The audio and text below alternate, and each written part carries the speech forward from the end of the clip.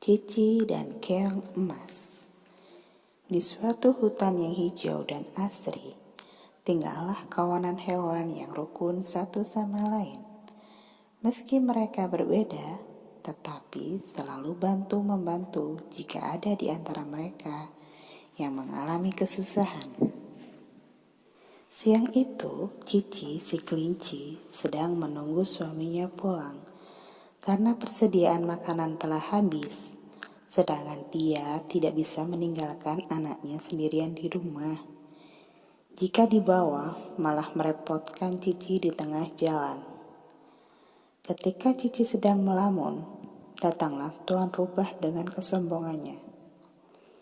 "Hai Cici, silahkan kemasi barang-barangmu. Aku akan menempati rumahmu," kata Tuan Rubah dengan membusungkan dada. Tapi mengapa Tuan Rubah?" jawab Cici dengan tergagap. "Karena suamimu telah tiada. Dia meninggal ketika hendak masuk ke hutan.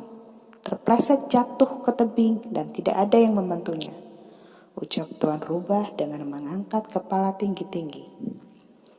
Tuan Jerapah, Nyonya Kancil, Nyonya Parkit, Tuan Ular yang menyaksikan menjadi iba. Setelah Tuan Rubah yang sombong pergi, lantas Cici mengemasi barang-barang seperlunya saja, membawa serta anak satu-satunya. "Teman-teman, jangan bersedih. Semoga dengan tempat baru akan ada peruntungan baru pula," ucap Cici dengan berpamitan kepada para hewan di hutan ini. Cici berjalan perlahan, diikuti oleh lempatan kecil sang anak. Untuk menghibur diri, Cici menyanyikan sebuah lagu untuk sang anak. "Kasih ibu kepada beta tak terhingga sepanjang masa, hanya memberi, tak harap kembali, bagai sang surya menyinari dunia." Setelah satu lagu dinyanyikan, Cici kembali memeluk sang anak dengan terus mencari celah dalam hutan lebih dalam, berharap mendapatkan tempat baru sebelum matahari tenggelam. "Ibu, itu sepertinya ada yang meminta tolong," ucap sang anak. "Sebentar, ibu akan lihat," ucap Cici dengan mendekat kepada sesuatu gundukan di ujung pepohonan. "Hai Nenek Keong Mas, adakah yang bisa saya bantu?" tanya Cici perlahan. Tangan Cici membersihkan rumput kering yang menutupi tubuh Keong. "Hai kelinci yang cantik, aku Keong Emas. Sepertinya aku sudah lelah membawa rumahku. Usiaku sudah terlalu tua. Jika kelak aku meninggal, tolong tubuhku dimakamkan ya. Lantas, rumah emasku boleh kamu miliki," ucap Nenek Keong. Cici yang mendengarkan dengan serius hanya diam, sebab masih bingung dengan maksud Nenek Keong. Mereka berjalan bersama. Nenek Keong yang sudah kepayahan tak dapat bergerak lagi. Cici yang melihat Nenek Keong tak bergerak, segera melihat ke bagian dalam, yaitu di bagian rumah Keong. Ternyata mata Nenek Keong telah terpejam dan dirasakan sudah tidak bernapas lagi. Cici segera membuat lubang dengan kedua tangannya, dan perlahan tubuh Nenek Keong dimasukkan ke dalam tanah dan dimakamkan. Lantas diberi taburan bunga yang tersedia di sekitar hutan. Cici dan sang anak berdoa sebentar, berharap Nenek Keong telah bertemu keluarga yang sudah terlebih dahulu meninggal. "Ibu, kenapa kesedihan terus menyertai kita?" tanya sang anak dengan nada bingung. Cici harus pandai mengolah kata untuk menjawab. "Sayangku, anakku yang cantik, sayang dengan ciptaannya, pastilah kita diberi ujian untuk naik tingkat. Buktinya, sebelum kamu bisa meloncat, harus berjalan dulu bukan? Sang anak mengangguk. Dia telah mengerti mengapa ada kesedihan, karena nanti bakal mendapatkan kebahagiaan. Ibu, ayo kita berjalan lagi. Kita belum dapat tempat tinggal, ucap sang anak dengan meloncat riang gembira. Cici membawa rumah keong emas. Sampailah di perbatasan hutan bagian barat. Ternyata ada sebuah gua yang lumayan bagus dan luas.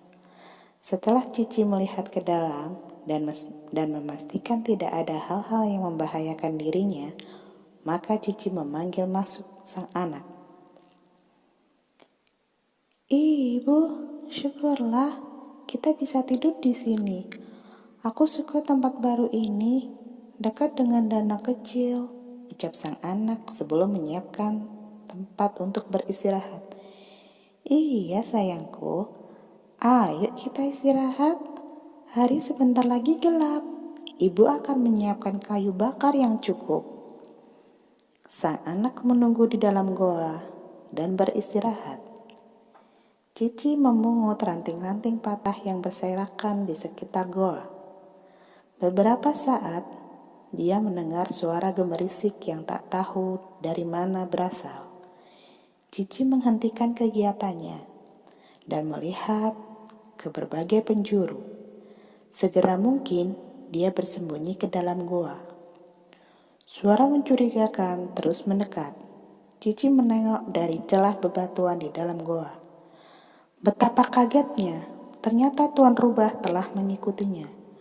Tubuhnya gemetaran, membayangkan dia dan sang anak akan menjadi santapan Tuan Rubah. Cici mondar-mandir di dalam goa dan berpikir apa yang harus dia lakukan. Tuan Rubah semakin mendekat. Tetapi tiba-tiba saat di mulut goa dia berhenti. Hahaha, ternyata tanpa aku keluar goa, makananku telah siap ya wahai suamiku, ucap Cici. Rupanya Cici berbicara dengan bantuan rumah keong emas, sehingga suara yang dipantulkan mengema ke seluruh goa dan terdengar berbeda. Apa? Bukankah di dalam hanya ada kelinci? Mengapa suaranya terdengar besar? Dan dia menyebutkan akan memakanku. Kalau kelinci, dia hanya dengan anaknya. Mengapa dia menyebut nama suami? Tuan Rubah berbicara sendiri. Dia merasa salah sasaran dan takut menjadi santapan makhluk besar yang dia sendiri tidak tahu seperti apa wujudnya. Tuan Rubah berlari meninggalkan gua. Cici menjadi lega dan tak takut lagi akan bahaya. Matahari telah bersinar sempurna. Cici telah memasak sup wortel lezat untuk sarapan dia dan sang anak. Rencananya, hari ini mereka akan kembali ke hutan lama, menceritakan apa yang dialami selama di perjalanan, dan mengabarkan bahwa dia telah memiliki tempat tinggal baru. Anakku, ayo kita ke hutan lama, ajak Cici kepada sang anak. Setelah menyelesaikan sarapan, sang anak mengikuti ibunya dengan meloncat riang gembira.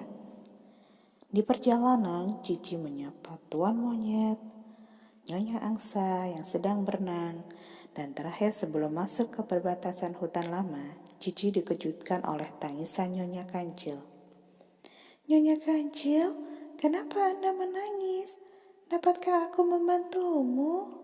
Tanya Cici kepada Nyonya Kancil. Cici, aku sedang bersedih. Sebab anak ketigaku dimangsa oleh Tuan Rubah. Tidak ada yang berani kembali ke hutan lama. Anak Tuan Jerapah juga dimangsa. Hutan lama sudah tidak nyaman untuk ditinggali lagi. Cici menenangkan Nyonya Kancil dan berjalan bersama menuju hutan lama tempat tinggal mereka yang asri. Di sana telah berkumpul Tuan Jerapah, Nyonya Monyet, Nyonya Parkit, dan Tuan Ular. Apa yang harus kita lakukan untuk menghukum Tuan Rubah? Tanya Nyonya Monyet yang takut akan anak-anaknya menjadi santapan Tuan Rubah. Sepertinya aku ada ide, ucap Cici penuh keyakinan. Mereka masuk ke hutan masing-masing, lantas masuk ke rumah mereka untuk menjalankan rencananya.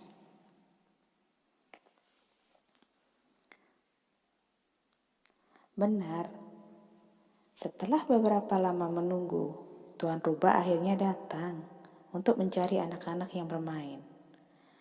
Hai Tuan Rubah, yang kuat dan perkasa. Ternyata masih ada yang lebih kuat dari kamu, ejak Cici dengan penuh keyakinan terhadap Tuan Rubah.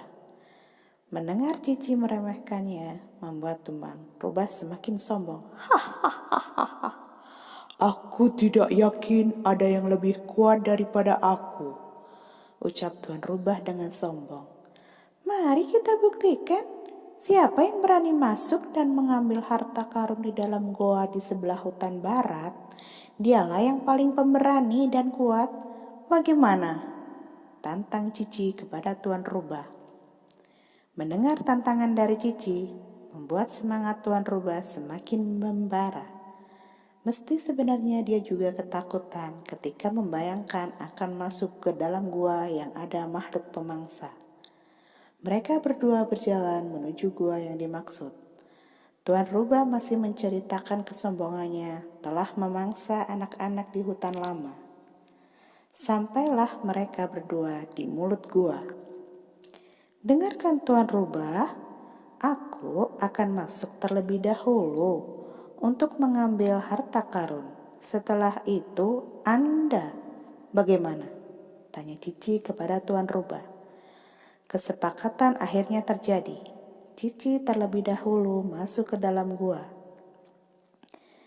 Lantas dia membersihkan barang-barangnya dan mengambil rumah keong emas.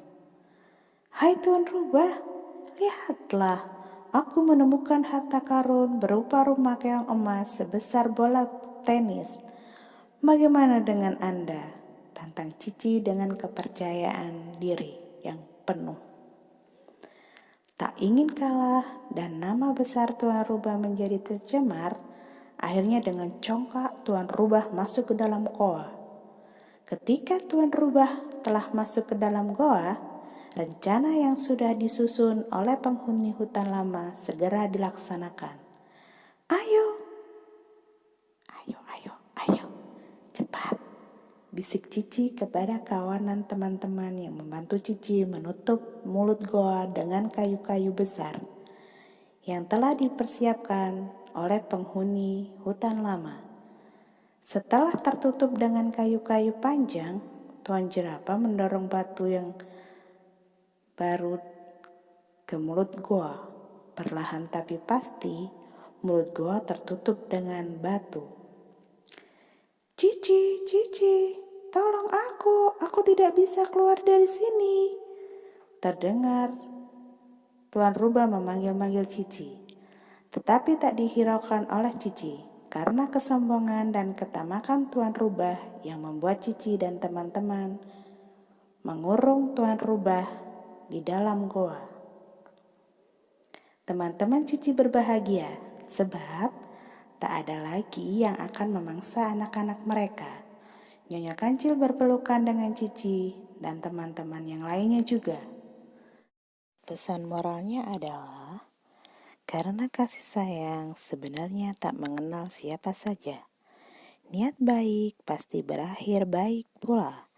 Cici berbuat baik kepada nenek keong emas. Akhirnya, rumah keong emas bermanfaat untuk membantunya keluar dari jeratan Tuan Rubah yang serakah. Hutan lama kembali asri dan hijau, serta aman dan nyaman, dengan kasih sayang setiap penghuninya. Tamat.